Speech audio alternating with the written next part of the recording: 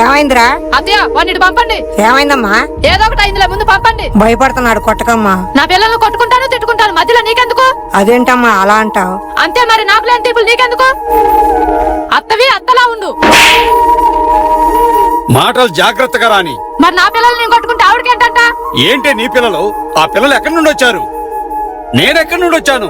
వాళ్ళ నుండి వచ్చిన వాళ్ళం కాదా? నీలానే కొంతమంది గౌరవం ఎక్కిన కోడళ్ళు అత్తామామల్ని ఇలానే చిన్నపుచ్చుతున్నారు. అది ఎంతవరకు కరెక్ట్? లేస్తే అత్తామామల్ని మీకెందుకు మీకెందుకు అంటున్నారే. వాళ్ళ ఆస్తిలో ఉంటూ వాళ్ళ ఇంట్లో ఉంటూ వాళ్ళని మళ్ళీ మీకెందుకని ఇప్పుడు అంటున్నావే. రేపు ఇవన్నీ పంచేటప్పుడు నాకే కావాలని అనకుండా ఉంటావే నువ్వు.